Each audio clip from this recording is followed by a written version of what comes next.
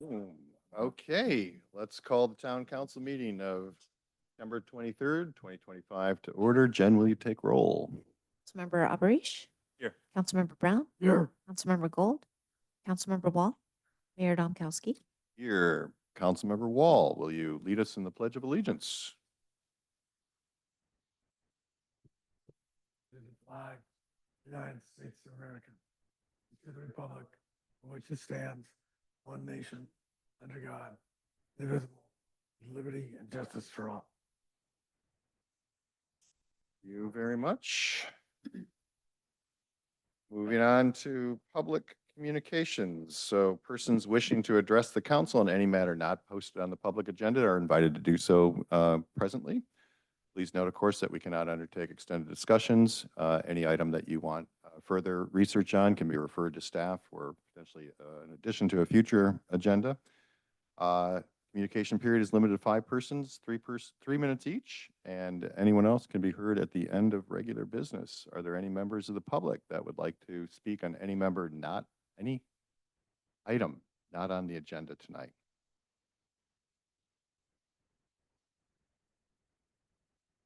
Okay. Seeing none and seeing none in the Zoom room, we will close public comment. 7:02. It is a new record here in Woodside, and we will hand things off to the town manager for his report. Thank you, Mr. Mayor and the Woodside Town Council. This is Jason Ledbetter with my town manager staff report. Just very brief this evening. So I attended the circulation committee meeting on 9/18.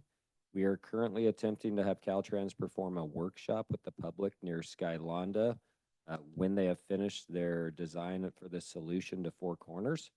We were told that they have over $400,000 that's been advocated to the Four Corners project that appears to be having a 4-way stop design now, and then a possible implementation, or what we're being told of an implementation or construction in 2026.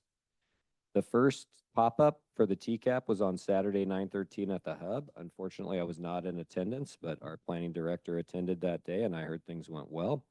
The next pop-up will be at Emily Joubert this Thursday, 9/25 from 3 to 5 p.m., and I will be in attendance. I attended the JPA or the library JPA meeting on 9/9, and then on 9/25 in the morning, I will be receiving a tour of the Green Waste Facility in San Jose with members from the Sustainability Committee and staff members from town. And then just to reiterate to the council and the public, the current priorities for the town headed into the end of the actual year are the building code ordinance update, the 303 Hillside Drive and 231 Hillside Drive projects, the Old La Honda Road Stormwater project, the TCAP and CAC events, the $800,000 funded bike lane improvements on Highway 84, the Alta Vista Alleyway Stormwater project, the annual road rehab, and the sewer capacity master plan all remain imperative and the focus of the town. That's all I have. Thank you. That is a laundry list. Any questions for Jason? Councilmember Wall. Jason, I know we chatted about this when we had our catch up this week, but just wanted to ask about it in the public setting. So exciting that we're having town council area plan pop-ups. I didn't know about that one that happened or the one at Emily Joubert. Probably my fault for not reading my emails as closely as I should. But I am wondering, what is the town doing beyond just announcing the pop-ups at council meeting to get the word out, to make sure that residents are aware of these pop-ups? So that we can, I mean, I think we can all agree, like, the more attendance, the better. So curious what the strategy is to get the word out. Yeah, I'm gonna have Sage pop in here in a second because I think I may miss a couple items on how we went about noticing. But one of the things that we did do ultimately, other than the standard make those announcements here, was we've been utilizing the TCAP website and then obviously the newsletter. But Sage, can you validate or verify for me? We sent out a generalized, I think, postcard to the community. Did we list the pop-up events on that, or have we done it in a different So way? I believe we listed the first one at the Hub, and there's also a few other things that we're doing. So people can sign up for the distribution list on the website. It's pretty easy, and then at these events. We encourage people to sign up. We also have little flyers. Actually, there's some here in the back of the room, some at Town Hall that have the QR code for the website itself, which then people can sign up. It also has the QR code for the survey. We just this week, we're also, so the pop-ups are these kind of smaller little events trying to capture people where they are as opposed to necessarily people coming to you. So the pop-ups, we're trying to just get people who aren't are kind of walking by. Whereas now we're also having a larger open house workshop, and that's on October 9th at the school. And that actually just this week, we sent out a townwide postcard for that. It should have went out maybe today, at worst case tomorrow, I think. And so that's another way we're trying to advertise. You may have noticed when you walked in, we just got kind of these lawn signs. We're going to post those around. Again, they have the QR codes for the website and the survey. We also have posted some of these kind of flyers at our different posting areas, library, Roberts, Town Hall. So we're continuing to look at other ways to try to reach out to people. Yeah, that's great to hear. I mean, I know the school has been a real partner in this because they've been advertising the town center area plan survey in their school communications and also the open house that's happening at the school. So I think that's been really great to drive interest and participation. So it sounds like you're already doing a lot, but I would encourage you to think like, you know, what more could be done to get the word out about these pop-ups, about these events? Because I think I'm still hearing from folks that, you know, I got an email just this week, somebody had just heard about the town center area plan and was asking for information. And so I think I think there's other ways like Nextdoor to get the word out. So I would consider maybe utilizing that tool. So that's a good point. And then, yes, and thanks for reminding me, we did send the items to the school to get out to their network as well as to the Almanac as well. Yeah, just to follow up on that as well, is that we utilized the 3 major HOA newsletters, and we provided the pop-up information for all 3 events to all 3 HOA presidents on the HOAs on the east side of 280. It's just a little too late, but I'll just mention that, you know, lineup is on Wednesdays and this is a Thursday. I mean, all the parents go on Wednesday, so it's too bad we missed by a day, but there'll still be plenty of traffic, I'm sure. But something to think about if there's another one for the school that all the parents show up on Wednesdays. So sorry, I don't know that is. This is the Woodside Elementary School where your pop-up is going to be? Yes. Well, on Wednesdays, there's a big, you can correct me if I'm wrong, but there's lineup. Lineup is this big sort of pregame show before Wednesday kicks off. And all the parents are there in the background as the kids are in the front. And it's just, anyway, it brings the town out on a Sure. certain day for that particular cohort group. That sounds good. But that's a Wednesday and this is a Thursday. Anyway, in case there's another one.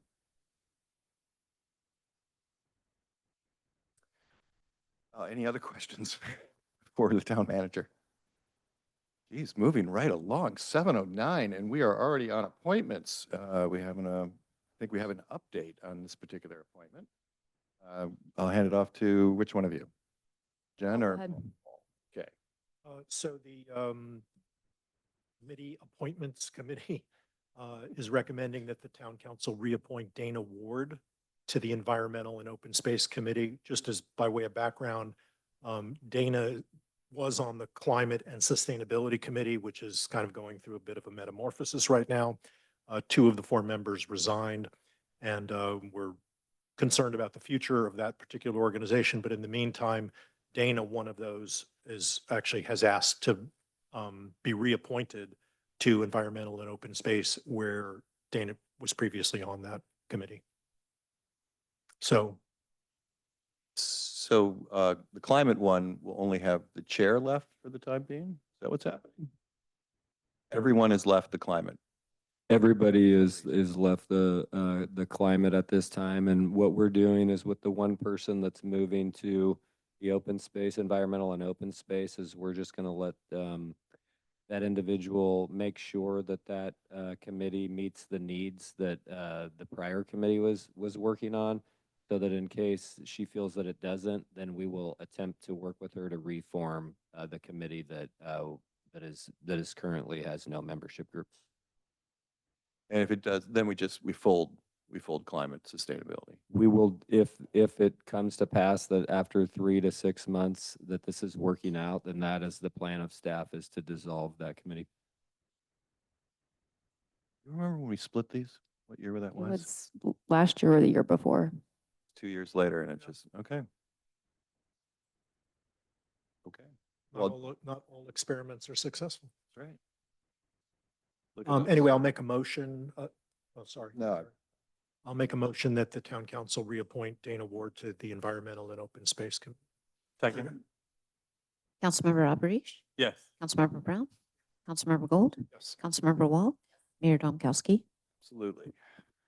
Okay, on to the consent calendar. All items on the consent are considered routine and will be approved by one roll call motion unless a request is made to remove an item. Are there any items that any council member would like to remove for further discussion? Yes, Mr. Brown. Number 4, okay.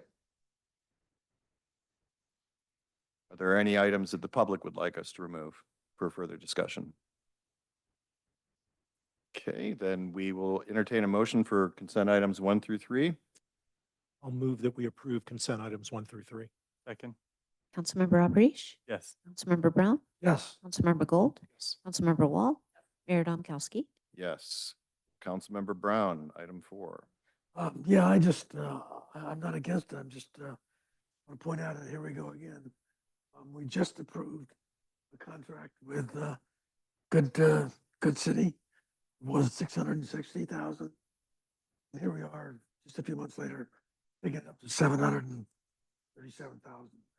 I know we voted on it, talked about it, but we gotta start thinking about all these things we keep adding. Let's get it all planned ahead of time before we jump into these things. There is we did expand the scope in 2 ways to Yeah. then understand, well, yeah, we were sitting in the same meeting. And I voted. We expanded the number of people and the map, which they said would result in a higher cost, and they got back to us, and yeah, it's definitely a higher cost, and I'm equally concerned, but I think we asked for it, so. I agree. I understand that. Okay, Councilmember Brown, would you like to make a motion? I move we approve resolution 4. Second. Councilmember Alberish, Yes. Councilmember Brown, Yes. Councilmember Gold, Yes. Councilmember Wall, Yes. Mayor Domkowski. Yes. Okay, moving on to old business. So the quarterly license plate reader report. And I think that goes to you, Jason.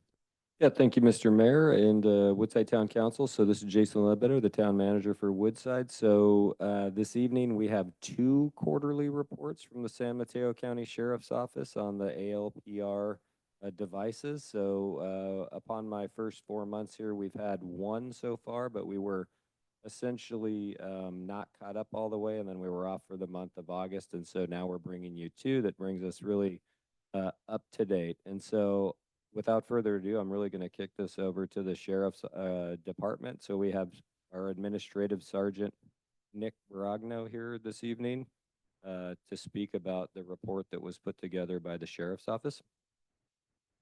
All right. Good evening, Mayor and council members. I'm Nick Baragno. I'm the Administration Sergeant with the Sheriff's Office out of Redwood City. I've compiled the report, the annual or the quarterly ALPR audit as required per the Town of Woodside policy. 10 random searches were conducted, which revealed all the searches are in compliance with the Town of Woodside's policy. Whereas provided the name of the user, the time and date of the search, the time frame of the search, and the reasoning for the search falls within the requirements of the Town of Woodside. It was short and sweet. Any questions for Sergeant Barano?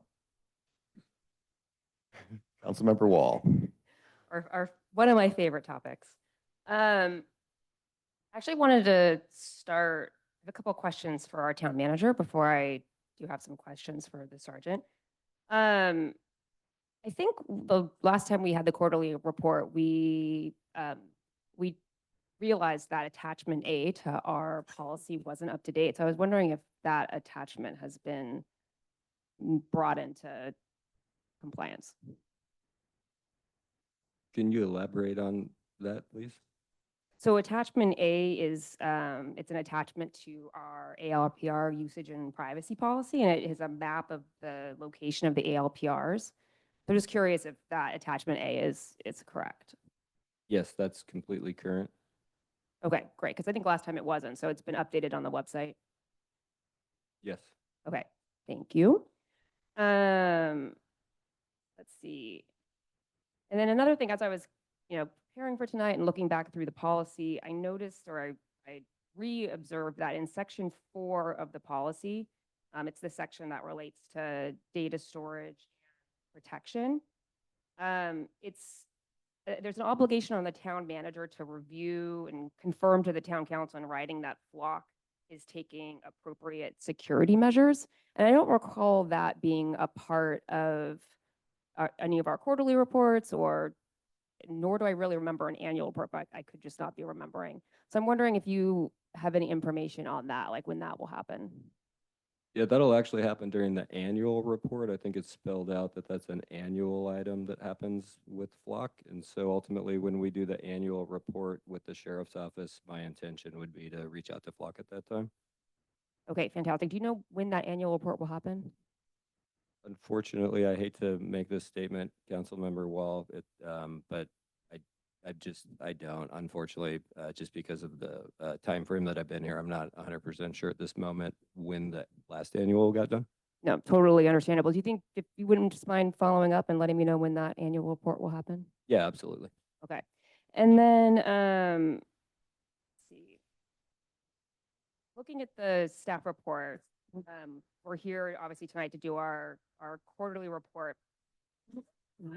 But the obligation is on a quarterly basis, the town manager will make a report to the council. One input into that would be a data audit from the sheriff. So this being your report, can you just help me understand, what have you done and I imagine you're making this report because you have some level of confidence that our ALPR policy is being complied with. Can you just walk me through kind of the steps you took to arrive at a place where you were comfortable making the report this evening? Yeah, ultimately for me, this report, like many different relationships, requires a level of trust. And so ultimately there's a level of trust with the staff or with myself that certain aspects of this report from the sheriff's office I don't personally have access to. And so I'm really reliant on my relationship with the sheriff's office to trust that the information that's coming over is what they claim that it is. And so ultimately, the information comes over with staff, primarily with Melissa, puts this report together and then comes over to me, and then we go over this report, and then I reach out to the sheriff's office to basically go back over the report. And then ultimately for me, I generally stick with section 11 of the policy.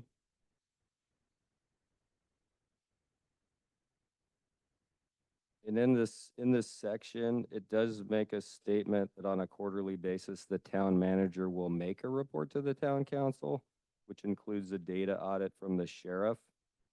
In order to prepare, and then it says in order to prepare this report, and starts listing the things in the report.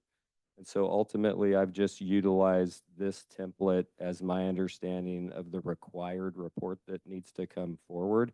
And so I just continue to act in this template as to what is required by this town council, with my understanding that the town council voted in the past that this is what they would like to see. So ultimately right now, I'm just bringing this information forward. But if this council would like other information, I certainly definitely bring something else that meets that standard. Can I tack on one little thing there? Also, just as a reminder, you also had a couple meetings with the sheriff's office around our privacy policy and the fact that they had rejected 99 plus potential requests, and then you had that put into writing that we all received, actually. So there was another sort of privacy check that was done in terms of adherence to the policy.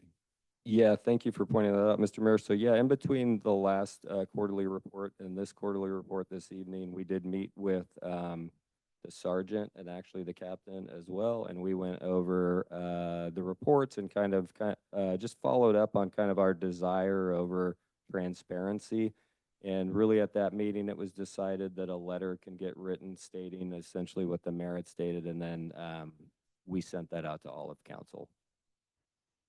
Was that letter requested in connection with, I know there was several media reports in between our last quarterly report and this evening around ALR, sorry, let me start over, ALPR data getting shared illegally. I think there was reports about happening in Atherton, in Menlo Park, in Oakland, in San Francisco, and in some jurisdictions in Southern California. Was your desire to get a letter of compliance from the San Mateo sheriff connected with those, those reporting coming from those other jurisdictions? Yeah, that's a great question. That's exactly what it was. It was just trying to, based on my first experience with the ALPR, your interest in kind of wanting a higher threshold, it was seeking kind of to validate that we were not going to end up like the number of those locations that had been found out to not be abiding by their policies. Okay, but to bring the quarterly report this evening, essentially what I'm hearing, and correct me if I'm wrong, what I'm hearing is that you're just trusting what the information in the sheriff's report. Yeah, inevitably, that is exactly what I'm just trusting. The process that ultimately I don't have the oversight to access the system to validate it personally. So it would be inappropriate for me to speak complete fact that I believed 100% without any doubt. So I'm making the kind of caveat that ultimately there's a level of trust that has to go into the report because I don't get access to some of the information. Have you pressed the sheriff at all around any aspects of their report?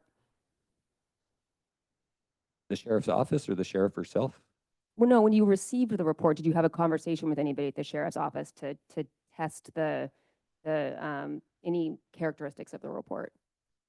Not generally. We sat down after last meeting and had the sheriff's office walk us through actually visually getting to see the database, the database, and ultimately through that inquiry, that's when we first found that within that database, it was kind of easily provable that there were a number of requests that got made that were not denied. They were just not even engaged because they didn't meet the town's policy.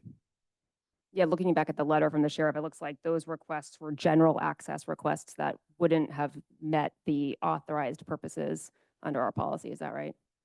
That's correct. Yeah. Okay, thank you. I do have a couple questions for the sergeant. What is the best way to, what should I call you, sergeant? Sergeant? Yeah, absolutely. Sergeant and Nick or Brano, however you want to. Okay. Well, sergeant, let's see. How did you or the sheriff's office determine that each of the random searches that show up in our report are compliant? How do I determine it? How do So- you or your office? So I'm the only one that has access to the Woodside Flock system. I conduct a search for the time frame of the quarterly report, which is thousands of lines of information. I generate 10 random searches, which provides the information across the board. That information some of it is redacted as far as license plate information, personalized information that is for law enforcement purposes only. And then it is prepared with the required information per the policy, the Woodside policy. Okay, but maybe going a layer deeper, like how actually, do you determine compliance with the policy? Like walk me through how do you get to the point where we're able to say, yep, that these searches are in fact compliant with the policy? If you have my quarterly report, you can see on there that each one of those lines and the reasons for that matches the requirement for the Woodside Town Hall. So the user name, the organization that's requesting it, the time frame, the reason being, you'll see various different kind of formats, but those are all either case numbers or incident numbers associated with a crime or investigation. And then also the time the database was actually searched. Physically, the search was inputted in. Mm-hmm. So maybe we can take an example. So I see the cover letter of the report and the 10 random searches. And then I also see an attachment. It's the attachment that's titled Automated License Plate Reader Quarterly Report. And this one I'm looking at is for April through June. And it, on the left column, it says data point 1, open case, and then there's columns for policy section, complies, doesn't comply. And I think, if I'm reading this correctly, I think the open case or the data point 1 would correspond to the JRIN user search, the first search that was conducted on April 2nd. Is that right? So I apologize. I don't have that report in front of me. I was just prepared to report out to this quarterly report. If there's a copy I could take Oh, a look at. I can, yeah. Okay.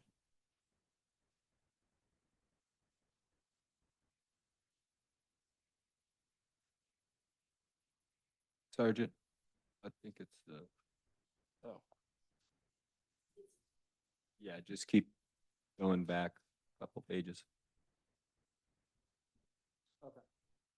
I see.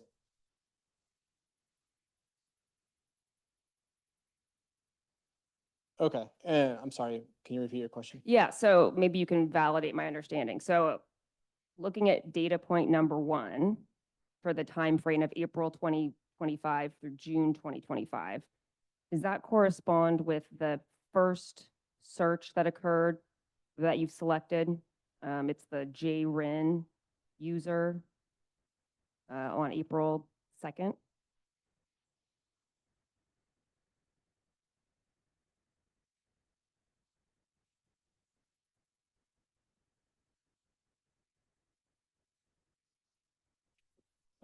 Yes, I believe it would be. Okay. And so you listed here that for section 3 of the policy, authorized purposes and prohibited uses, that you've checked a box that says complies. Can you help me explain to me how you came to the conclusion that that search complies with section 3 of our policy? Yeah, so the reasoning for it, 10851 of the California Vehicle Code is a stolen vehicle. So Sorry, wait, so can you say that again? that the check marks authorized purposes and prohibited use. So the purposes would be the reason, that which falls under the 10851 of the California Vehicle Code, which is a stolen vehicle. And where are you linking that to a stolen vehicle? Like, how do you know that? How do I know that? Yeah, how do you, like, yeah, Search by JRIN is was. it, yeah, so how do you know the JRIN search? Is the reason code 10851 CVC SMPD? Right, so that there is I apologize, it's 10851 of the California Vehicle Code, which correlates with the stolen vehicle. And that's San Mateo PD, that's how he inputted that information. So, that's an authorized reason to search the database. Okay, great, that's helpful, thank you. And then for section 4, data storage and protection, again, we have a checkbox indicating compliance. Can you explain to me how you determined that that search was compliant with section 4 of the policy?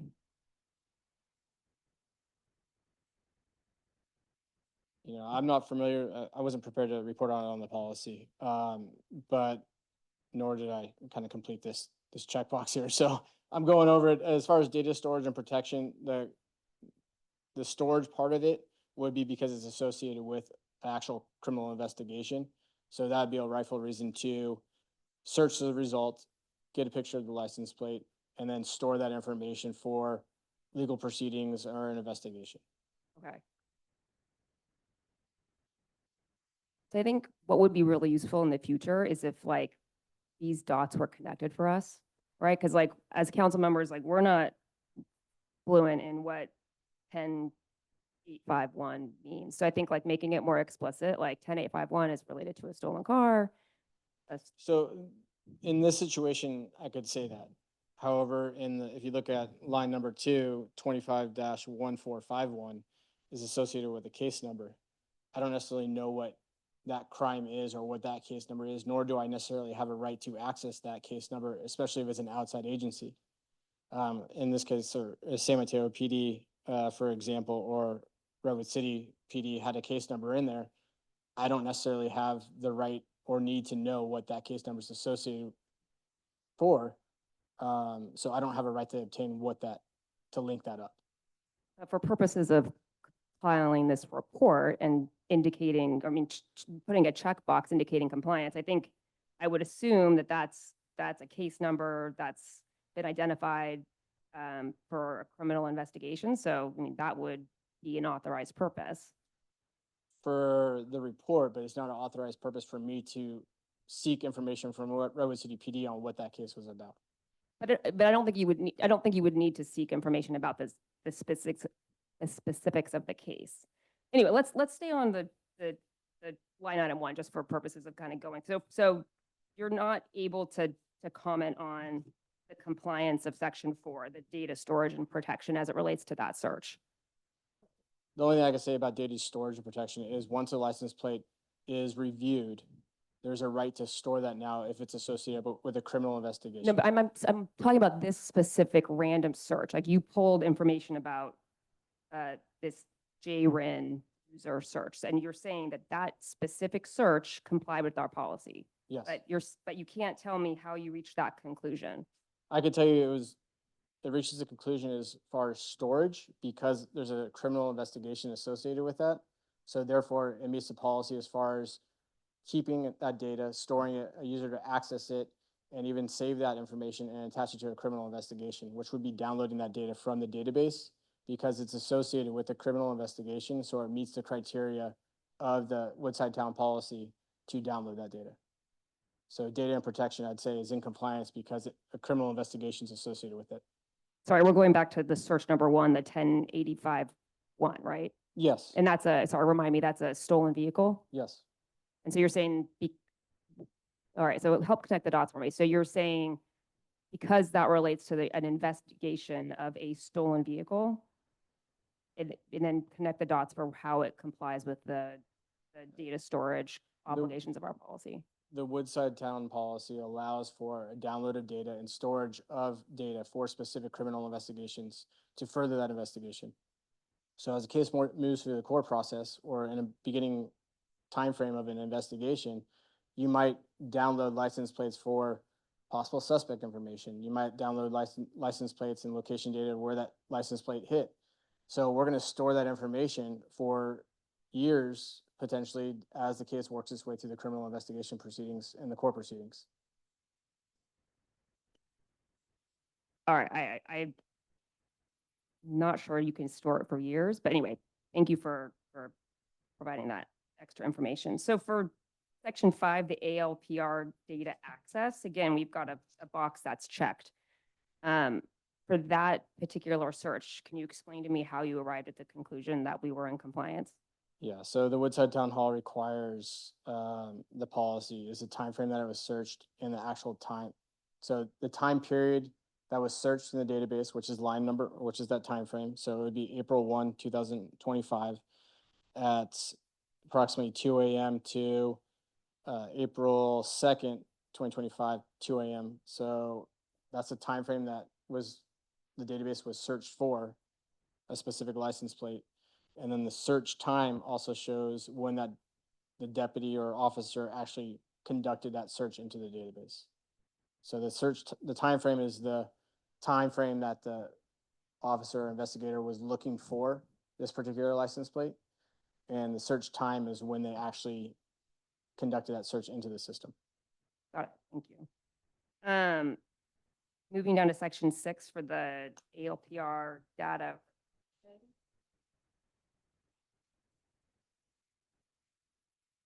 You might have already answered that question, but can you just state again, how did you arrive at the conclusion that that particular search met the data retention obligations of our policy? Well, any criminal investigation or any search any license plate read that is not associated with a criminal investigation is purged after 60 days. So in this situation, this license plate read was associated with a criminal investigation. Therefore, it's able to, I guess it matches up with line number 2 as far as retention reasons and why it wasn't purged is because it's associated with a criminal investigation. And then for line item 7, the ALPR data public access, can you explain how you reached the conclusion that this particular search was in compliance with the policy?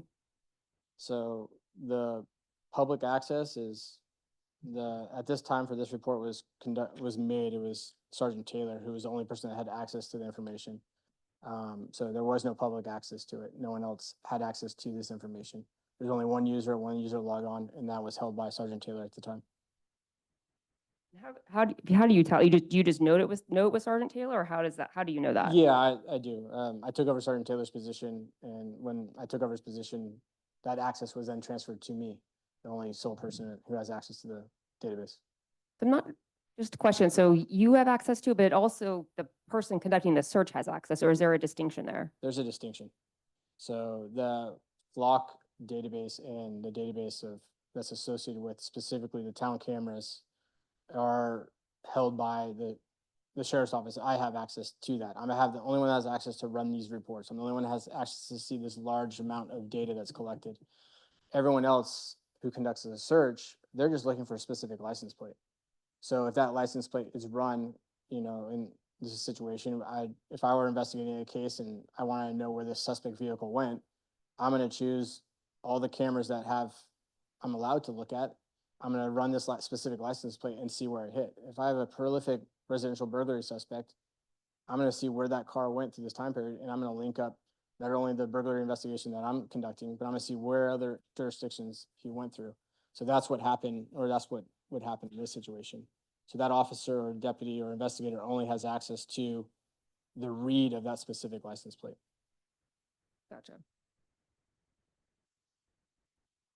All right, we're going to go through all of them. So for number 8, for the third-party ALPR data sharing, can you explain to us how you were able to reach the conclusion that this first search related to a stolen vehicle was in fact in compliance with our policy? Yeah, the search was conducted by San Mateo PD, which is allowed per the policy. So the sheriff's office, San Mateo PD, and Redwood City have access to the Woodside Flock system to conduct. So that's how I know it was in compliance. And then finally, for section 9, the law enforcement training, how were you able to come to the conclusion that the law enforcement training obligation as it relates to this search was in compliance? Every law enforcement agency within the state is required, if they're utilizing ALPR data, to have a policy that they must follow. In this situation, San Mateo PD has a policy regarding ALPRs. Sheriff's Office has a policy regarding ALPRs. Redwood City has a policy regarding ALPRs. Not only do each of their own cities have individual ALPR flock systems, but they have policies that they need to follow. Okay, sorry, one follow-up question on section 4, the data storage and protection. I just had an opportunity to glance back at the data retention section of our policy. And the ability to retain the data is connected to whether or not the criminal investigation is still active. And I think once it's no longer active, it has to be purged within a year or no later than a year. So how do you, help me understand, how do you know that it's still an active investigation? I don't, but I do know it's associated with a case number, which then if an arrest was made and someone was arrested on that case, then that becomes evidence, which is required by anyone to hold on to and retain all the way through the court proceedings until a judge at that point rules that any evidence associated with the case can be destroyed. So whether or not an arrest was made on a specific case, I don't necessarily know. Like I said, I don't have a right to know that information. So effectively, anytime, like for example, anytime there's a stolen vehicle, right, and you have a reason 10851, will that be considered a criminal investigation that stays open in perpetuity? Until an arrest is made and until that court proceeding has gone through the court proceedings, because an arrest could be made, a year after, 6 months, year, whatever the statute of limitations on whatever crime it is, that all is evidence. For example, I forgot to highlight it because it's fresh off the plate. It happened at 4 p.m.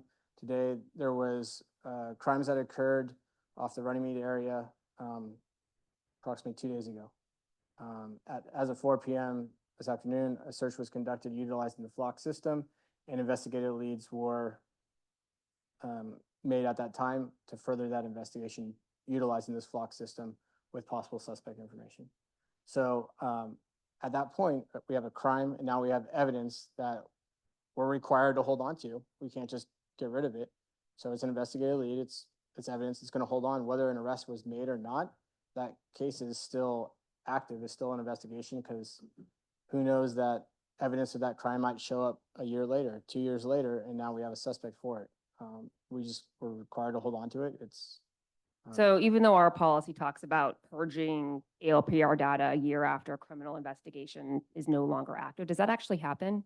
Like, I guess am it I would- hearing that you guys consider criminal investigations to basically remain active?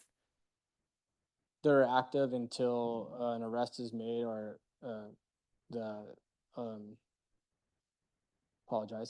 until arrest is made or until the statute of limitations on that specific crime has exceeded, and then therefore it'd be no different than a bloody sock. Mhm. We're gonna hold on to it until an arrest is made or until whatever crime it is, and then it's property destroys it. Thank you. Are you prepared to yield the floor, Councilmember Wall? For now. Okay, other questions for Sergeant Bruno? Yes, Councilmember Abrish. This may be totally unrelated. I was reading recently that there's a test of speed, like, I don't know if it's machines, I don't know what cameras, speed cameras. Do you know if that is if that's like an aspect of Flock, or if it's a totally different system, and if that's from the Highway Patrol, or if the Sheriff's Department's also Law involved? cameras do not capture any kind of speed related information, or it's just literally a short clip of the vehicle, the license plate, and will capture some sort of, sometimes vehicle markings as far as bumper stickers, roof racks, something distinguished about a vehicle, but it's not a live video feed per se, and it's not captures no information regarding speed. Got it. Are you involved in that? Do you know if the Sheriff's Department is involved in that? So I know it came up with the circulation committee. We do have signboards that do have the ability to capture speed related data, which can be utilized in kind of traffic survey studies and as far as vehicle speed enforcement stuff and capturing data long term. Got it. Okay. I think it's kind of an unrelated topic, so I'll leave it there. Thank you. I'm glad you brought up the Runnymede situation. Obviously, that's my district, so I heard about it with Jason earlier today. That's a neighborhood that has had some real issues from time to time. It's 50 or 60 residents. You mentioned that in that particular example, there is a flock camera on the corner of Kenyatta and Runnymede, but it's pointing north on Kenyatta.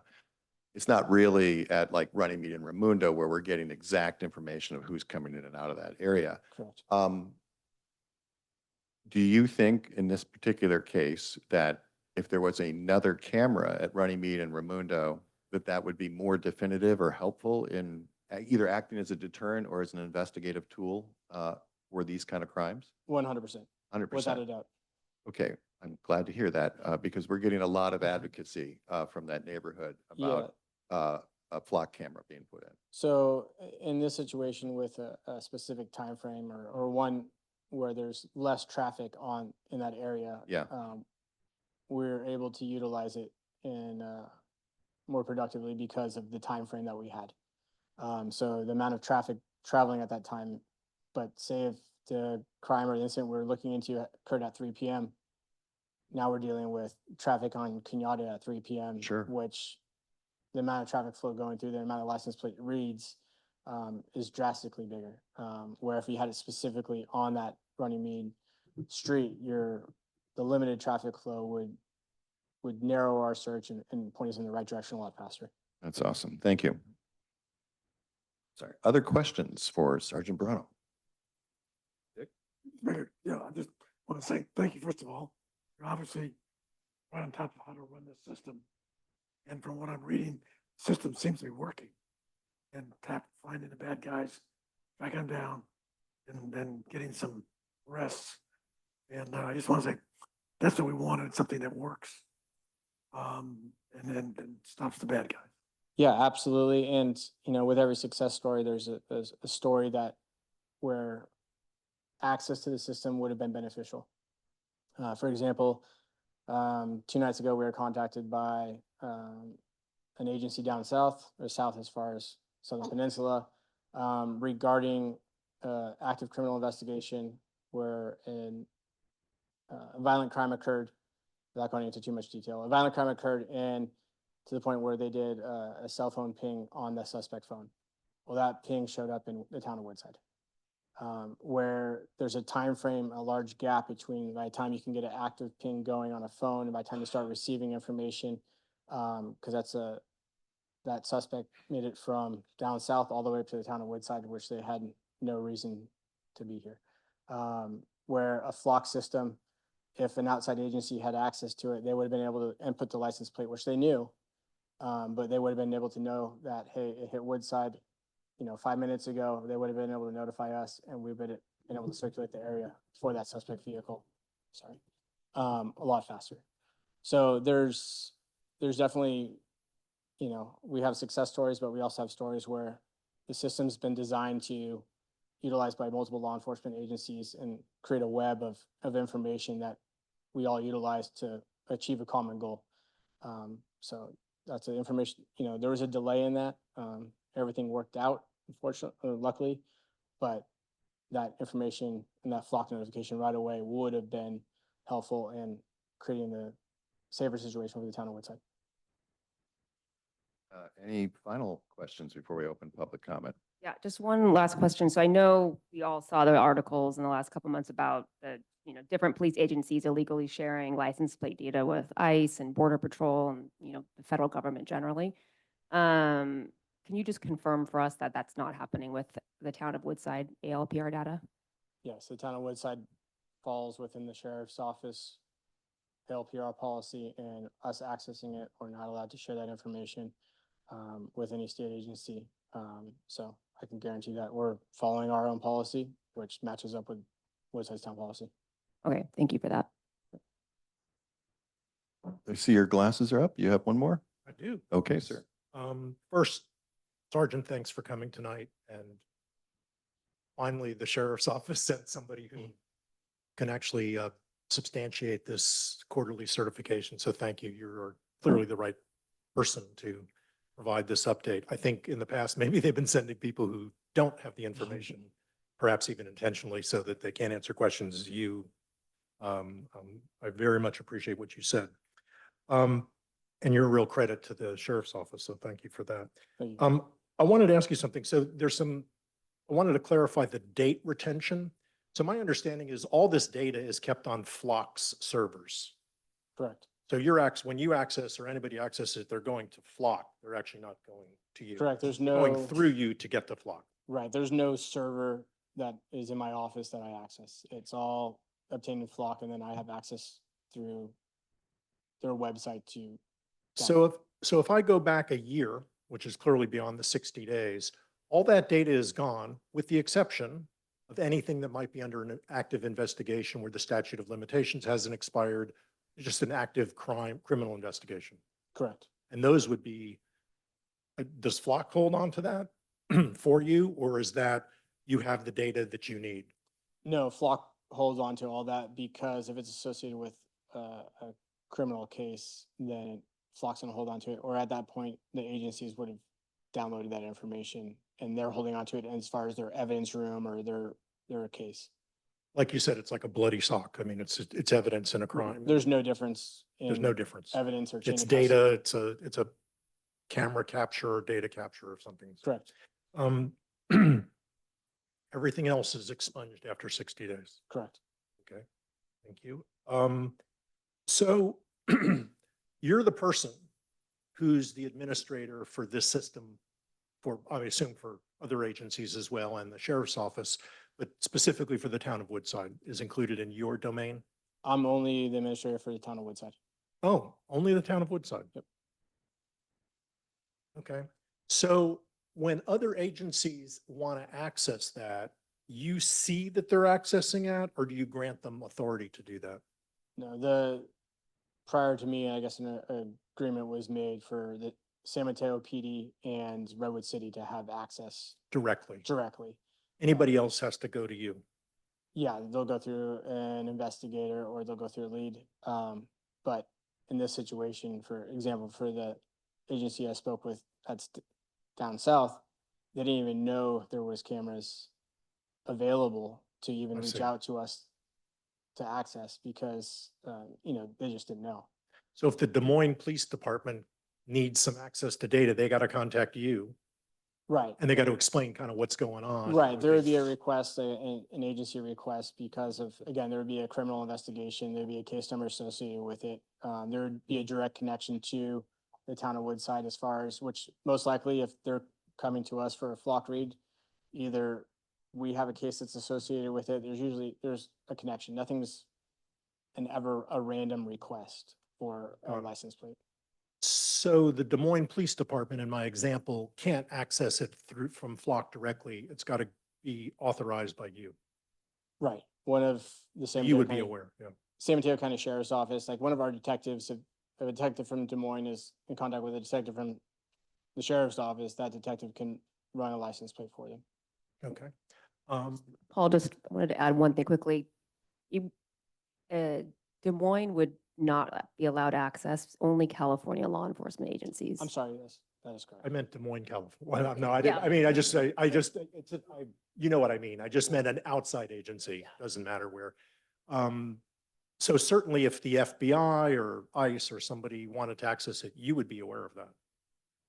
You would be Yeah, uniquely aware of that. We wouldn't be able to, as per our policy, we wouldn't be able to access it for Got them it. and conduct a search. Okay. And a last question. Thank you, by the way, for that explanation. This has been the most helpful explanation we've had in 2 or 3 years, I think. So it seems to me that the loophole here, and this is again, a quarterly certification, which you've satisfied. That's pretty clear. So thanks for that. But it seems to me that the loophole might be that you referred to the retention and the ALPR data policies of the sheriff's office, San Mateo Police Department, and Redwood City Police Department, just to name those 3. We don't know what those are. We might want to find out if we can get hold of those policies, just so that we can see what their retention policy and their sharing policies are.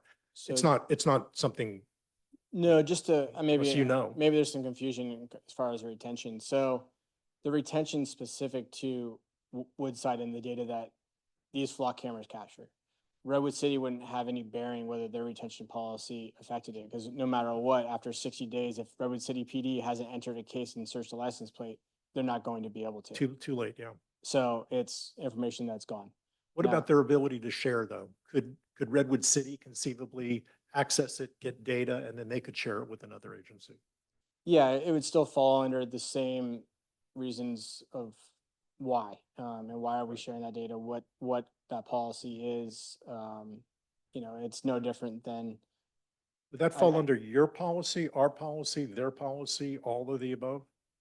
Redwood City's policy. Redwood City PD is not, they don't have to abide by the sheriff's office policy. Or our policy? No, as far as that, they're gonna fall under their own ALPR policy and their own sharing policy. So that's why I said I think it may be a loophole that we may want to at least get a copy of their policies just to make sure we know what they are. Because that's the only exit door I can think of. Well, Paul, sorry, I don't think it's a loophole, because if you look at the Section 9 of our policy, it says prior to sharing ALPR data with any other law enforcement agency, the sheriff shall ensure that the receiving law enforcement agency is aware of and will comply with the conditions, restrictions, and protections of the town policies. Yeah, I completely agree with you. That doesn't mean they will. For the purposes of an audit, we're trying to make sure that they're complying. Yeah, totally, but So, they would be obligated. Any sharing of Woodside data, the person to whom it is given is obligated to comply with our town policy. right. this is an audit to make sure that they're in compliance. So I'm just saying, this is the belt and suspenders part, is that I want to make sure that Redwood City and San Mateo Police Department are in compliance too, because we don't have any agreement with them. They have their agreement through the sheriff's No, office. I'm with you 100%. Yeah, so we may want to just close that loophole by just getting copies of their policy to make sure their policies are in compliance. I suspect they are, but I mean, it's just, I just wanted to see that. Anyway, thank you. Really appreciate you being here tonight. Thank you. Okay, more, Jen? Yeah, sorry, one follow-up question. Hang in there, Brian. I'm hanging in there. All within your rights. So I'm trying to wrap my head around, you talked a little bit earlier about, once there's a criminal investigation, which isn't defined in our policy, that once there's a criminal investigation, essentially the data can be held on to for a really long time, right? Because it sounds like there's not a clear, bright line when a criminal investigation concludes, right? It's like statute of limitations or the end of the trial or whatever. So is it true that once a user initiates a search, like the one we were talking about earlier, the 10851 search related to a stolen vehicle, does that mean that that's now considered a criminal investigation? Yes, the reason why they accessed it was a criminal. Okay, so anytime a user initiates a search, that is then considered a criminal investigation. Yes, because in order to complete that search and actually hit the search button, they need a reason. And that Okay, so reason, that basically means that anytime a user initiates a search, that data is now associated with a criminal investigation, and then that data is now kept somewhat indefinitely. yeah, as long as that investigation is Okay, that's ongoing. really helpful to know. Thank you. Okay, I think with that, we will close our comments and move on to public comment. Are there any members of the public that are here this evening? Hello, sir. Please approach the microphone. Thanks for being here.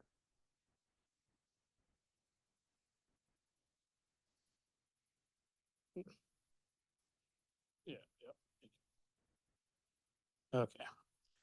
Good evening, Honorable Mayor, members of the City Council. My name is Mike Katzlakabe, and I'm the Director of Research for Oakland Privacy. Groups of armed masked people in unmarked cars kidnapping people from their cars in front of their children from their workplaces, their homes, and then sending them to notorious prisons or countries with which they have no connection. Within the past 24 hours, you may have heard of a young girl held by these masked thugs as they attempted to kidnap her father. This is the current state of immigration enforcement in the United States. And some of this horrendous activity is enabled by the mass surveillance of flock license plate readers installed for one purpose and then abused to help hunt down our neighbors. This has been made possible by some police conducting searches of license plate readers on behalf of immigration authorities, and by a flock configuration option that enabled national lookups in violation of California state law. The 26 license plate readers in Woodside capture information about every vehicle that passes by, including those not associated with any crime. Notably, information from the license plate readers here is stored for 60 days, which is twice as long as most cities in California. Kudos to the Woodside City Town Council for adopting a license plate reader policy that included a requirement for quarterly reports. That's fairly unique among most jurisdictions that have license plate readers. However, while auditing 10 random searches is better than none, it would be significantly more useful to know how many total searches were performed during the time period. Does the audit sample 10% of the searches or 0.0001% of the searches? Including an audit of the specific search reasons that could violate California state law or Woodside's license plate reader policy would also be useful. The quarterly reports do not appear to provide any indication of whether there were data errors, the efficacy of the license plate readers, or related crime statistics as required under the policy. And I'm not including the anecdotes that are provided there. Is there any accountability for this failure to comply with the policy? Although these cameras are not intended for immigration enforcement, ICE and other federal authorities have accessed data from flock cameras in violation of California state law. The California state auditor, in fact, found that compliance by California law enforcement agencies was so bad that the California Attorney General was forced to issue an information bulletin in 2023 that reinforced this prohibition on sharing license plate reader data with federal agencies and law enforcement in other states. Please keep this in mind when you consider whether this technology actually achieves its intended results and at what cost to our communities from the terror it has enabled. Thank you very much for your time.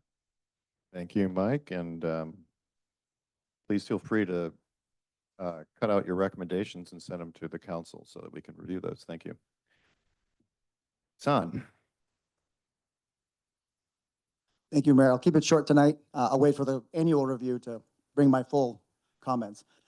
Two things. Councilmember Gold, I think last time we chatted, you said it's 90 to 10 and I'm the only one in the 10 who don't want it. I'll just give you a, Back, I'll yes. give you a heads up. In talking to people around town, it absolutely is not 90 to 10.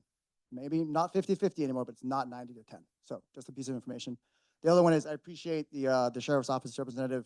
I agree with you. The comments were helpful. I was going to keep going back on the same. How do we guarantee the shared data is controlled properly? It sounds like you guys are going to get on it, and whatever strong language you can put in to guarantee and enforce that policy compliance would be appreciated. Thank you all very much. Thank you, Hassan. Thank you. Any other comments from the public? Seeing none in the room or on the Zoom, we'll close public comment. Any deliberations from council before we give direction to accept or not accept, I suppose, the report? Want to add? No, I mean, I appreciate my council colleagues allowing me to, ask, questions around the robustness of the report from the sheriff. I think, taking a step back, like, really my main goal here is to make sure that the Woodside data is handled appropriately. Again, like, I voted to support the flock cameras. I think that they are and can be a somewhat useful law enforcement tool. But at the same time, like, this is a mass gathering of surveillance data and we have to take it really seriously. And so, Sergeant, like, I really appreciate you answering my questions. Like, I have a ton of respect for the work that you do. And I think it's because I have such a high regard for the sheriff's office that I really expect a lot. I really just want to make sure that this sensitive data is being handled really, in strict compliance with our policy. And it really concerns me that the news reports that came out after our last quarterly report, the fact that, Atherton was on the front page of the Almanac, Menlo Park has had issues. I think, that's really alarming. And I think we can't ignore that. And so, I mean, that's really my intent in pushing our law enforcement colleagues to, I want to make sure that the reports we're getting are really robust and, we're not just trusting, that we're actually, trusting and verifying. And so that was my intention. I intend to continue to do that because I think this data is really sensitive and really important, as is the reason for the cameras, right? Like, they are contributing to law enforcement investigations. And so I accept the report, but I would encourage our town manager to insist on even more robust reports going forward that really connect the dots for us, that for the searches, it should be really clear what the reason for the search is. And any other ways we can make the report more robust and more clear, I think would be a real value add to those council members who are reviewing it, but also the public.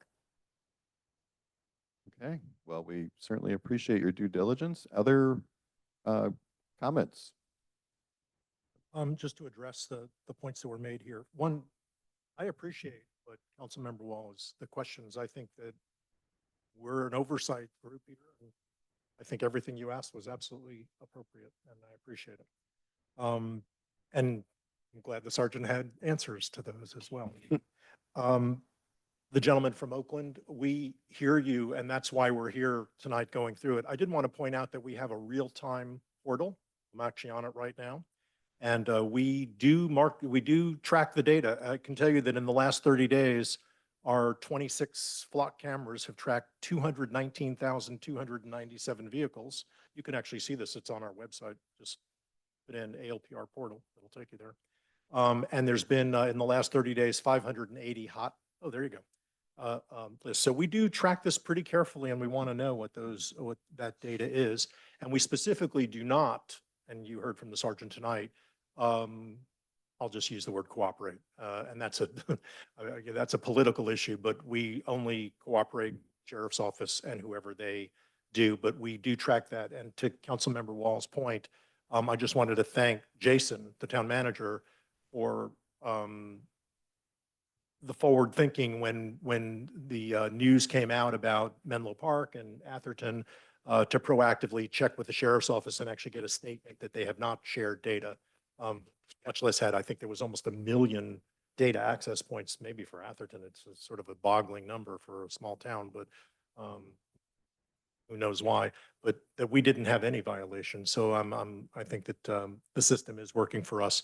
And to my friend Hassan, my point before was that at the very early hearings, it was pretty close. I mean, there was, I'm going to just say 50-50, but there were a group of people that wanted the ALPRs and a group of people who didn't. And then as a crime wave kind of came across us during the pandemic, affecting certain neighborhoods, suddenly there were people here who were like, we don't care, we want these. And it actually did work to solve several crimes, and the crime rate, for whatever reason, went down. It's probably a variety of reasons, but I think ALPRs are probably one of them. And certainly solving them, I think the ALPRs played probably a very big role, at least according to Detective Baguetta, who we speak with pretty frequently, and he's given us examples of that. I think you're right, though. I think that with the whole issue with ICE, I'm not going to get into it politically, but that's probably tilted back now. I don't know where we stand now. I don't hold the ALPRs, but I can tell you that a lot of, when you're affected directly by crime, and I know you have been, you told us that story. Suddenly you tend to become a little bit more in favor of them, but I don't think that we don't want to see innocent people being picked up on the street and carted away either. And so anyway, we're trying to be mindful of both constituencies, and I think we've walked a pretty fine line here, and I actually think we've done it pretty well. I do sound congratulatory. But anyway, we'll continue to stay on it, and I appreciate the sergeant's help with this. I'm certainly in favor of accepting the quarterly certification. Okay, thank you. Dick or Hassan, any other? No, I'll just also say, on the point here of accepting, this is exactly in line with the requirements of the contract. And do thank the Sheriff's Office for their letter around continuing to follow our privacy policy and all the answers tonight. Thank you. The one, it may be unpopular given our conversation, but I am getting an ask from the Runnymede neighborhood which is an underprotected neighborhood, for a flock camera to be put at Runnymede and Raimundo. They are experiencing crime. There are 50 or 60 people back there. And it is immediate access onto Kenyatta, right onto 280. It is a vulnerable neighborhood. And what I would ask, if the council is willing to entertain it, is for staff to bring back an amendment for an additional camera to be put at Runnymede and Raimundo. I'm asking on behalf of that neighborhood who is advocating and who's just experienced another wave of crime, and they're taxpayers too. They deserve to have similar protection if they want it. So that's my ask. And if people want to weigh in on that or not, we're going to need a majority to have that be direction to staff. So any thoughts on that ask? Sense.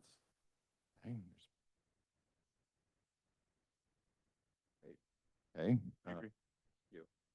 So I'll make a motion Okay. that we accept, correct, to accept this? I'll make a motion that we accept the quarterly report on ALPRs and the additional direction to staff pursuant to the mayor's direction on an ALPR camera to the Runnymede neighborhood.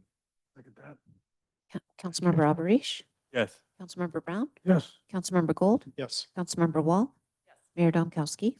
Yes, thank you all for that. And thank you to the Sheriff's Office. We appreciate everything you all do. And thanks for being here tonight and appreciate it. Okay, I think with that, we just have volunteer committee updates from you, Melissa. Yes, thank you, Mayor. This Friday, September 26th, Danny Goldberg will be holding a sound immersion workshop from 7 to 8 p.m.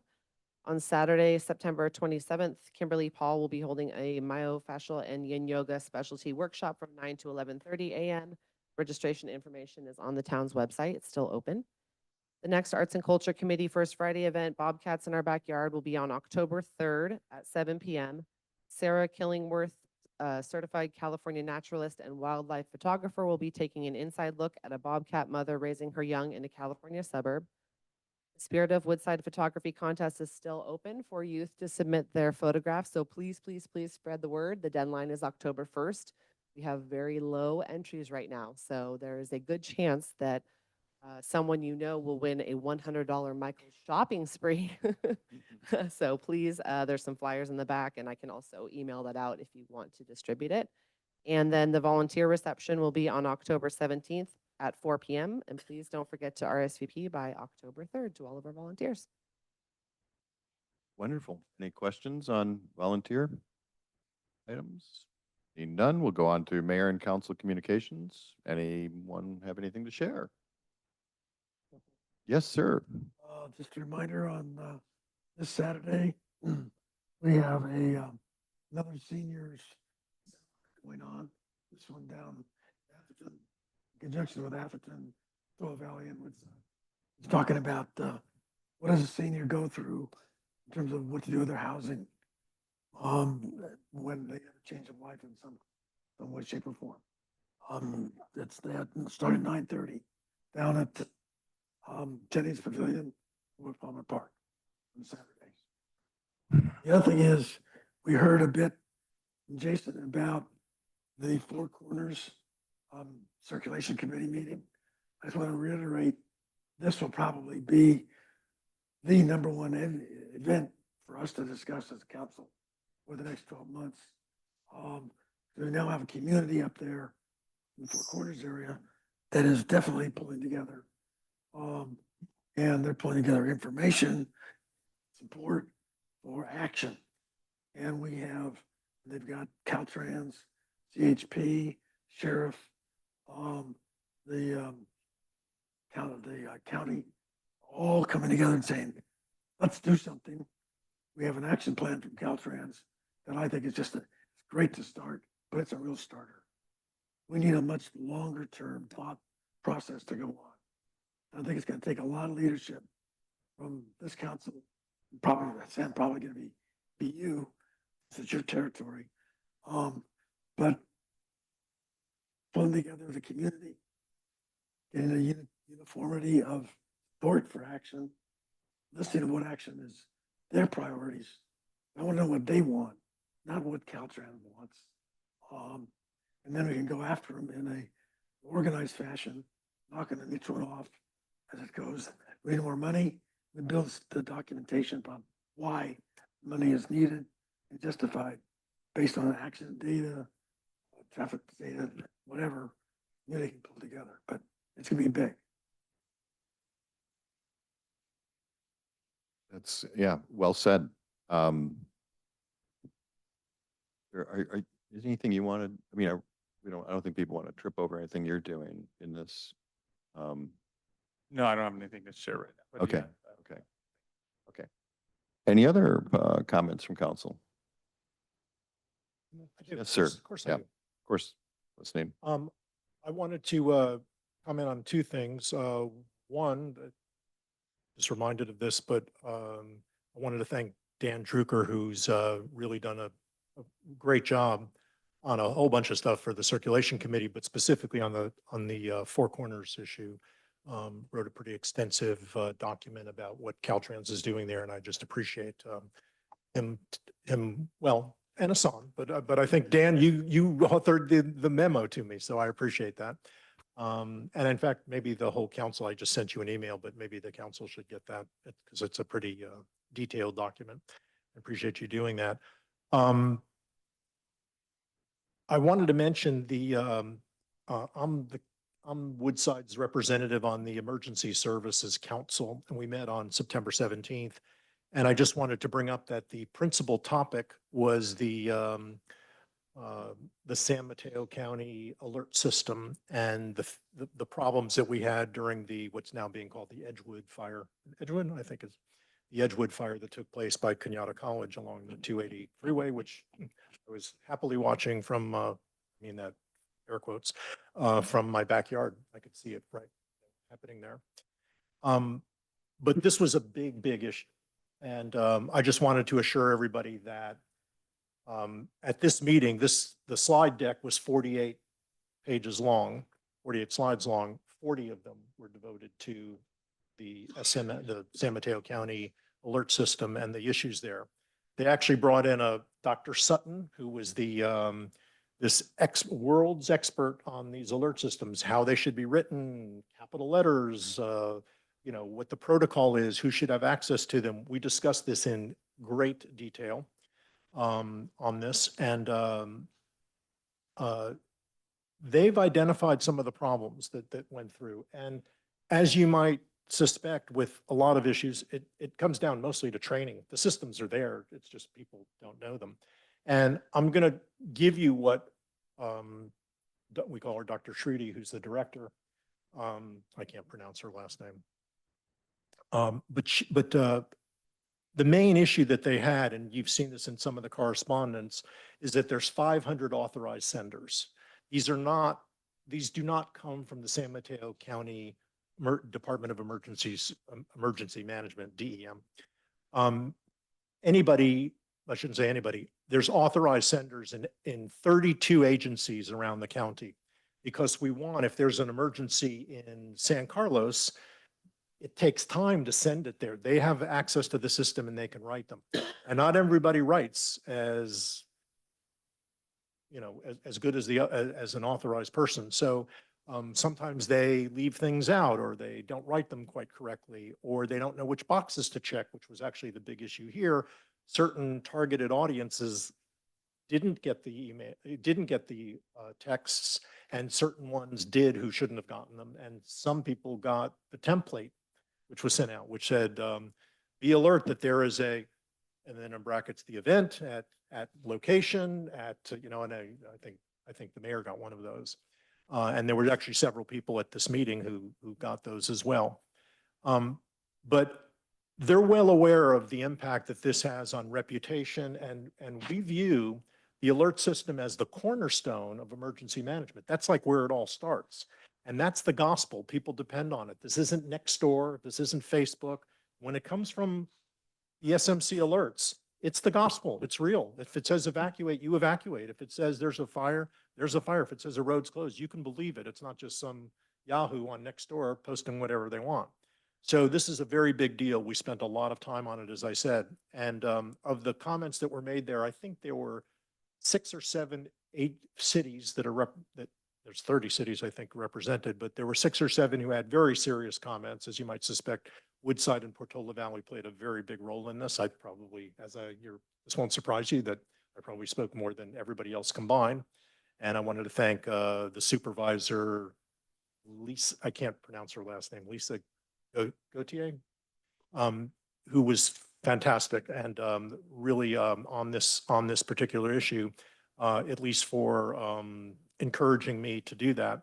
And she was very supportive and cooperative. But I just wanted to ensure the council and our citizens that this has a big urgency to the Department of Emergency Management. And as such, our meeting was on the 17th. The day before, they brought in all of their senders to be trained again, how to write, and that's why Dr. Sutton was actually in town, how to write these things, how to do it, to limit the number of senders now. So about a third of those senders were retired. And another third of them didn't have active credentials. So they didn't know the right password to get into the system. So now what the changes that they've done, and I think that this is important, is there's going to be training every 6 months or so, which they never had any of it before. So it's going to start out at 6 months. They're going to have either monthly or bi-monthly exercising the system, where you got to get on, you got to send something just, internally to show that you're there. And the number of credentials has been limited now. So there was a training session the day before our meeting, the day of our meeting, and I think Jason was at the one the day after our meeting, because it was for all the emergency services representatives around the county who came to it. I don't know how many people were there, but they did another training session because they need to do a better job of this, and they recognize it. Dr. Shruti is relatively new. She's been there for about a year, but we're taking this very seriously, and we're trying to take steps to make sure that this doesn't happen again. And there's nothing like a fire in our backyards to remind us all that we need to be well aware of this. So anyway, that's the report from emergency services. Yeah, and then kind of picking up on that, Paul, you stole my thunder a little bit. So I can say I agree 100%. Like, it's mission critical to figure this out. I mean, I was in Europe when the fire happened. The fire in my district, relatively close to my home. I woke up the next morning to a series of Nextdoor messages, WhatsApp posts, and 0 SMC alerts. I got 0. I did get an alert about a missing person, but no alert about the fire. And so immediately was very concerned about, what happened, right? And I was also seeing a lot of people commenting on the WhatsApp threads, like, we got an alert, or we got an alert with conflicting information. We were told to evacuate, and what's happening. So there was a lot of confusion. Thank goodness that this fire was relatively minor, that there was no property damage, but really reassuring to hear that committee is looking into this. And I just want to add that actually the mayor and I have been talking a lot about this, and we're meeting with some members from the county in a couple weeks to talk about it. We've brought Supervisor Mueller into the mix, and so maybe there's some coordination needed to figure out what maybe just seeing that slide deck, et cetera. I'll leave this with you, by the way. Yeah. But just definitely wanted to underline the fact this was a real serious issue, and I think training's great. But we really need to make sure that we have this SMC alert system buttoned up so that in the event of a future fire like this really can't happen again. I just want to say thank you, Paul, for your advocacy with the Department of Emergency Management, and thank you, Jason. I know you've been working the professional staff channels, and our political upmarket has been engaged and helpful. So it actually has been really impressive to watch the effort. A lot of that coming, of course, from us and from you. And it's been impressive to see the response actually from these agencies. So we're off to a good start of maybe making for better outcomes in the future here. That's for sure. Any other comments? Yes, sir. I should have said something earlier. And thank you, Dick, for your comments on the Four Corners. That is something I always think about. Ever since moving to Woodside, it's only about half a mile from my house. And I really think, Woodside's a safe place. I mean, there's not a whole lot of crime. Luckily, I think we're in good shape there. I do think that area specifically is the most dangerous area in Woodside. Like, people actually die up there on a regular basis. And if you drive on those roads regularly, you see, new flowers being put out and crosses and things like that. And sometimes you get stuck in traffic because there's a horrible accident. I had somebody airlifted right across the street in the little area right across the street from my house. Saw the helicopter come in, and stuff like that happens all the time. So I really think that if anything, this is probably the most important issue that in front of me, especially in my district, safety. And so yes, so I absolutely want to be involved, and I've seen some great ideas about what to do with the Four Corners. Like, one of them, I know right now the main one leading is or what the current plan is, as Dick was saying, is just a four-way stop, which I think is a lot more could be done and should be done for development on that. So yes, if anything, if there's anyone that reaches out to anyone, please include me. I'd love to be involved. I want to definitely be a part of this. Thank you. Awesome.